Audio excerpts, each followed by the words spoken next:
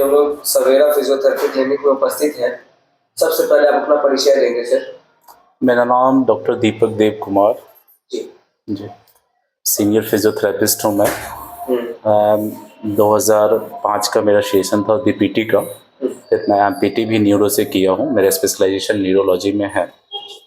Sir अगर बात करें तो आज 2005 से आज 2026 चल रहा है सर, क्या कुछ एक्सपीरियंस शेयर करना चाहेंगे सर? एक्सपीरियंस तो काफ़ी अच्छा रहा। हम लोग जब से काम करना स्टार्ट किए, शुरुआत के फेज़ में तो काफ़ी स्ट्रगल था, उसमें फिजियोथेरेपी को लोग बहुत कम आंकते थे। आज के डेट में ये बिल्कुल ही चेंज हो चुका है। अब लोग काफ़ी झुकाव हो रहा है फिजियोथेरेपी की तरफ, चाहे जॉइंट से रिलेटेड प्रॉब्लम हो या बच्चों में कुछ जो जन्म के साथ में इशू आ जाता है जिसकी वजह से उनका उठना, गर्दन का कंट्रोल, ये सब काफ़ी डिफ़िकल्ट हो जाता है। उन सारे के लिए भी फिजियोथेरेपिस्ट की तरफ अब आदमी झुकते चले जा रहे हैं और साथ में काम भी करते हैं, और जिसकी वजह से रिकवरी भी फास्ट हो गया। सर अगर बात करें तो फिजियोथेरेपिस्ट रिलेटेड संबंधित किस किस तरह का बीमारी यहाँ पे आते हैं सर फिजियोथेरेपिस्ट? फिजियोथेरेपी का एक्सपेक्टेशन बहुत बड़ा है। इसमें स्पेसिफिक वे से बोला जाए तो हड्डी नस से रिलेटेड जितने भी प्रॉब्लम है, और बच्चों में आजकल जो वातावरण चेंज होते जा रहे हैं जिसकी वजह से प्रेगनेंसी के समय में कुछ इशू आ जाता है। बच्चों को डिलीवरी होने के बाद लेट से रोना या फिर उसके बाद उनको सीजर जैसा अटैक आ जाना, जिसको कि हम आम भाषा में चमकी बोलते हैं, उसकी वजह से उनके ब्रेन पे काफ़ी बड़ा इम्पैक्ट पड़ता है। उनसे उनका डेवलपमेंटल डिले हो जाता है। इस सारे एरिया में भी फिजियोथेरेपी का काफ़ी अच्छा रोल है। सर फिजियोथेरेपिस्ट आके क्यों मिले सर? वैसे भी दवा में ये ताकत है कि दवा खाओ और तुरंत ठीक हो जाओ, तो फिर क्या जरूरी है? फिजियोथेरेपिस्ट एक ऐसा जरिया है जो आपके साइड इफेक्ट, सबसे पहला चीज़ जैसे आपने बताया कि मेडिसिन का बहुत सारा साइड इफेक्ट होता है, तो उससे बॉडी पे नुकसान पड़ता है। पेशेंट तो ठीक हो जाता है सेम टाइम, लेकिन आफ्टर दैट वो क्योर नहीं कर पाता है, बचा नहीं पाता है, वो सिर्फ सिम्टम को सबसाइड करता है। अब फिजियोथेरेपी एक ऐसा जरिया है जो कि हमारे पेन जो सोर्स है उस पर हम लोग काम करते हैं, जिसकी वजह से पेशेंट लंबे समय तक के लिए राहत पा सकता है अगर वो थोड़ा अवेयर रहे, अपने चीज़ों के लेके कॉन्शियस रहे कि नहीं, मुझे जो जो चीज़ें फिजियोथेरेपिस्ट ने बताया क्या करना है और क्या नहीं करना, इसको अगर फॉलो करते जाए तो लाइफ टाइम वो अपने आप को डॉक्टर से मिलने से बच सकता है। सर कई बार देखते हैं घरेलू उपचार लोग अपनाते हैं, बोलते हैं क्या फिजियोथेरेपिस्ट को ज्यादा तेल मालिश लगाइए और स्वस्थ रहिए, मतलब घुटनों का दर्द जो है वो ठीक हो जाएगा, ये क्या सही है सर? ये बिल्कुल भी सही नहीं है, क्योंकि जॉइंट का सबका अलग अलग तरीका होता है।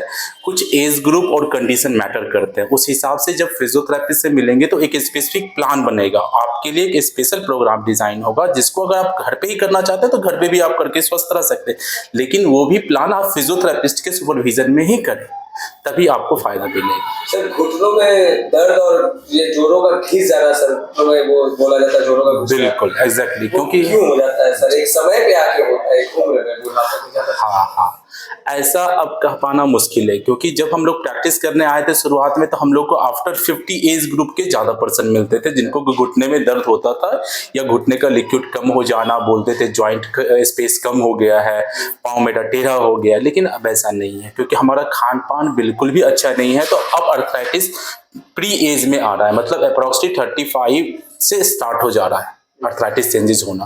तो इसलिए आपको अर्लियर से अर्लियर फिजियोथेरेपिस्ट से मिलना चाहिए, कोई स्पेसिफिक एज ग्रुप नहीं रह गया। हाँ, जितना अर्लियर आप मिलेंगे उतना ही लंबे टाइम तक अपने घुटने को नुकसान होने से बचा सकते हैं। सर मॉडर्न फिजियोथेरेपी में क्या कुछ अपडेट है सर? बिल्कुल, अभी मॉडर्न फिजियोथेरेपी में बहुत सारी चीज़ें जुड़ गई है। मोबिलाइजेशन और मैनिपुलेशन एक ऐसा टेक्निक है जिससे कि जॉइंट स्पेस को रिड्यूस किया जा सकता है। दूसरा चीज, जो एसोसिएट्स मसल्स होते हैं, सराउंडिंग में जो मसल्स होते हैं, लिगामेंट होते हैं, उन सारे को स्ट्रेंथनिंग करने के लिए बहुत सारे एक्सरसाइज प्रोग्राम आ गया। आप थेराबैंड एक्सरसाइज प्रोग्राम हो, थेराट्यूब एक्सरसाइज प्रोग्राम हो, पोस्चर करेक्शन एक्सरसाइज प्रोग्राम हो, जॉइंट इनेबिलिटी हो गया, close back chain exercise program हो गया, और कुछ मोडालिटी इलेक्ट्रोथेरेपी में भी बहुत सारी नई नई मोडालिटी आ गई है। उसके थ्रू भी आप पेन को काफ़ी हद तक कम कर सकते हैं। उसके लिए अभी फ्रिक्वेंटली अगर आप डायबिटिक हैं और लॉन्ग टाइम से आपके घुटने में दर्द है तो आपको आइस मसाज की तरफ जाना चाहिए। जो नेगेटिव था पहले से कि हम नहीं, मुझे गर्म पानी से ही सेकना है, बालू का सेका लेके सेकना, ये सारे चीजें वर्स्ट है जो कि आपके टिश्यू को डैमेज करेगा।